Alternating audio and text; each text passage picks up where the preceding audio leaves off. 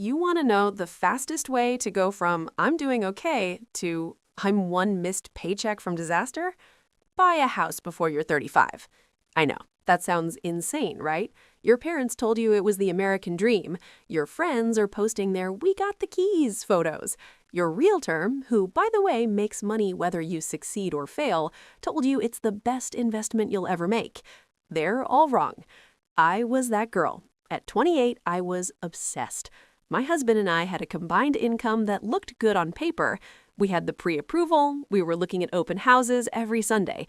I could already picture the white kitchen, the backyard for our future dog, the place where we'd host Thanksgiving.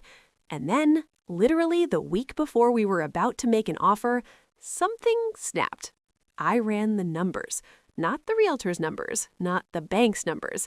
I ran the real numbers. And what I found made me physically sick.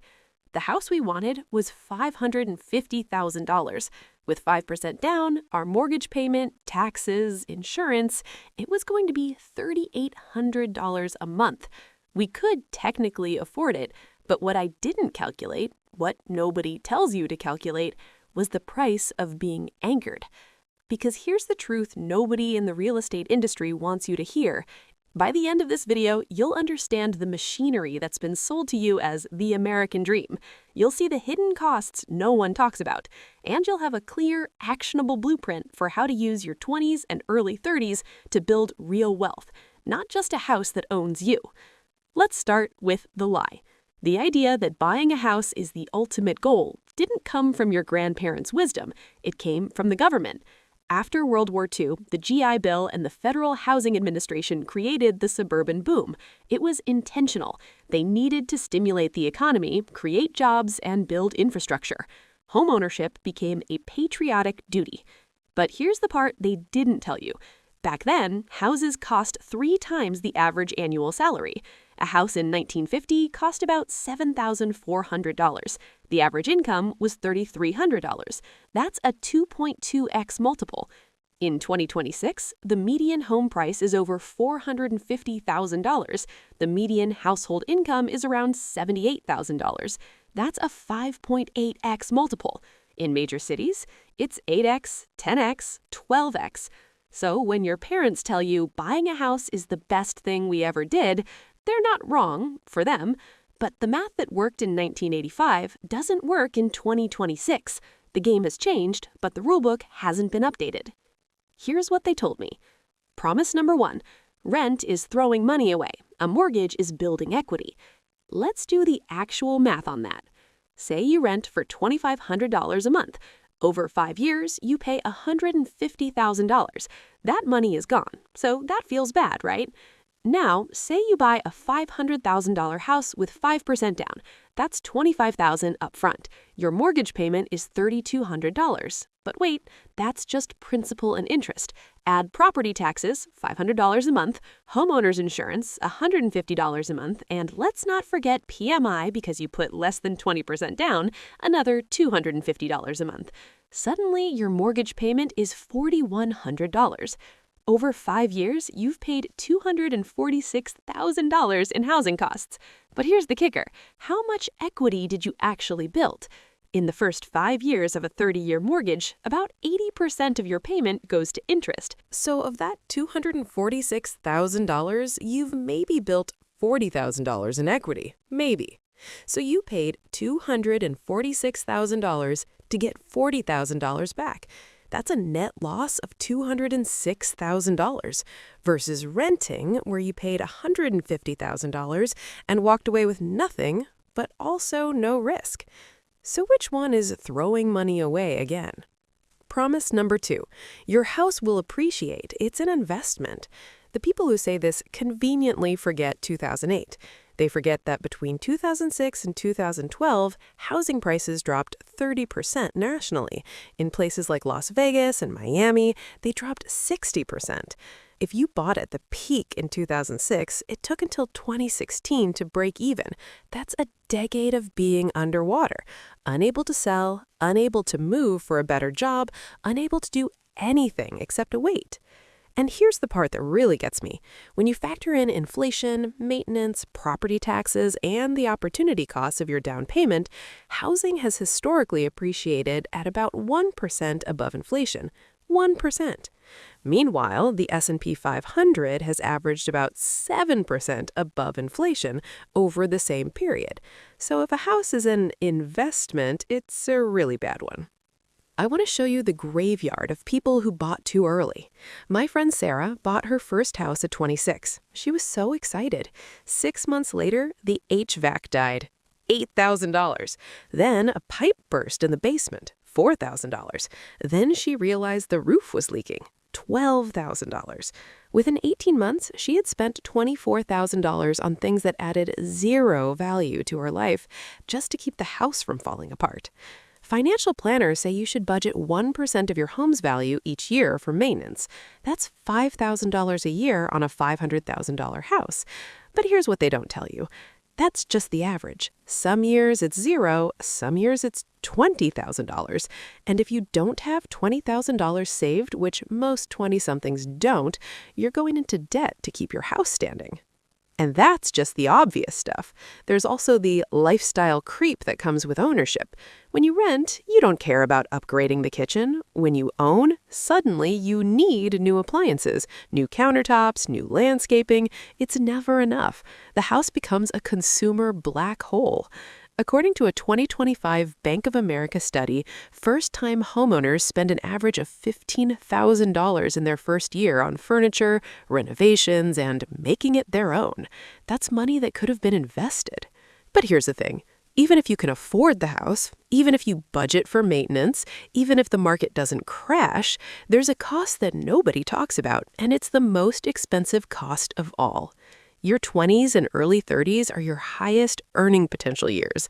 They're the years when you should be chasing opportunities, taking risks, moving to a new city for a promotion, starting a business, relocating for a 40% salary bump. When you buy a house, you nail your feet to the floor. A friend of mine, we'll call him Mark, was offered a job in Austin in 2023. It came with a $50,000 raise and a clear path to director. He had to turn it down because he'd bought a house in Seattle 2 years earlier and was underwater on his mortgage. He couldn't sell without bringing $40,000 to the table, which he didn't have. That $50,000 raise would have paid off his mortgage gap in a year. Instead, he stayed. He's still in that same job, still in that same house, still complaining about the Seattle rain. The opportunity cost of that house wasn't just the interest payments. It was the future he couldn't access.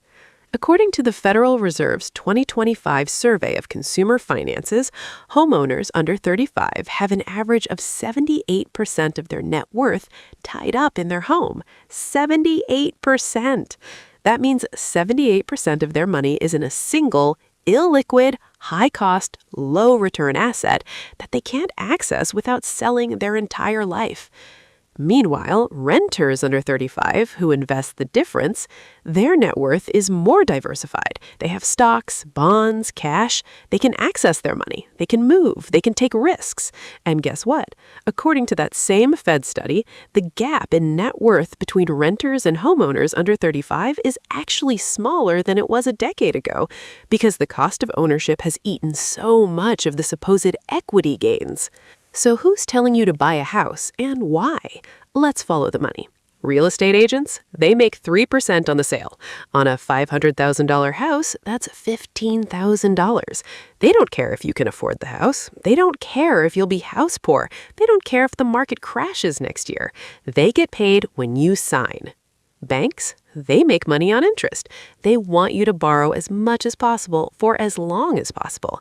They profit when you're stretched thin because they charge you more in interest and fees. The government, they subsidize homeownership through tax deductions, but those deductions mostly benefit high-income earners. The standard deduction is so high now that most first-time buyers don't even itemize, so the tax benefit is largely a myth for anyone under 35. The media? Homeownership is a reliable ad revenue stream. Realtors, banks, home improvement stores, furniture companies, they all advertise on content that promotes buying houses. There's no money in telling you to rent and invest. Everyone in this machine makes money when you buy a house. The only person who might not? You. Okay, I've told you why buying a house before 35 is a trap. I've shown you the math, the graveyard, the machinery. But here's what I haven't told you yet. There's a specific strategy and counterintuitive, almost illegal-sounding approach that lets you capture all the benefits of homeownership without any of the downside. A way to build equity, enjoy stability, and still maintain your mobility and financial freedom. I've used this strategy myself. My husband and I are 32 now. We don't own a house, and yet we have more financial freedom than any of our friends who do. Before I show you the most important step, the one that took me from almost making a $550,000 mistake to actually building wealth, let me show you the graveyard of people who bought too early and got stuck. All right, here's what you do instead. Step 1, stop thinking of housing as an investment.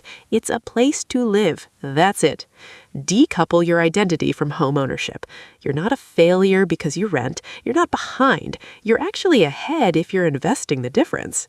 Step 2, calculate your house ceiling. Your housing cost, whether rent or mortgage, should not exceed 25% of your gross income. If you're in a high-cost city, 30 absolute max. If the house you want pushes you over that, you can't afford it. Period. Step 3, invest the spread. Let's go back to that earlier example. Rent, $2,500, buy, $3,900. The difference is $1,600 a month. If you take that $1,600 and invest it in a low-cost index fund like VOO or VTI with a 7% average return, in 5 years you have over $115,000. In 10 years you have over $300,000. That's liquidity. That's freedom. That's a down payment if you choose to buy later without the pressure of being house poor. Step 4, use the house hacking loophole if you absolutely must buy. If you absolutely cannot stand renting, don't buy a single-family home. Buy a duplex, triplex, or fourplex. Live in one unit, rent the others. This is the only scenario where buying before 35 makes sense because your tenants are paying your mortgage, plus give you cash flow. This is how you actually build wealth with real estate, not by buying a single-family house that bleeds you dry, but by buying a small apartment building where other people build your equity for you. Step 5. Wait until you have fuck you money. The right time to buy a house is when you can pay cash for it, or at least put 50% down without touching your emergency fund or your investments. When you buy because you want to, not because you have to. That's the secret. The rich don't buy houses in their 20s. They build wealth in their 20s, then buy houses in their 30s or 40s when they can actually afford them without sacrificing their future. Here's what we covered. We talked about the history of home ownership propaganda, how the American dream was manufactured for a different economy. We broke down the real math of buying versus renting and saw how much money actually disappears into interest, taxes, and maintenance. We looked at the graveyard of first-time buyers who got trapped by hidden costs and lost mobility. We exposed the machinery, the agents, banks, and media who profit when you buy regardless of if it's good for you. And finally, I gave you the 5-step escape route: detach your identity from ownership, cap your housing cost, invest the spread, house hack if you must, and wait until you have real financial freedom before you buy. Look, I almost made this mistake myself. I was 28, I had the pre-approval, I was ready to sign, and then I ran the numbers and realized that house would have stolen my future. My husband and I still rent. We're 32, we have over $400,000 invested. We could buy a house tomorrow if we wanted, in cash if we liquidated, but we don't, because right now our freedom is worth more than a backyard. The goal isn't to own a house by 30. The goal is to have so much wealth by 40 that you can buy whatever house you want, whenever you want, without asking anyone's permission. If this video helped you see through the lie, hit that like button. Subscribe if you want more videos that expose the scams keeping you broke.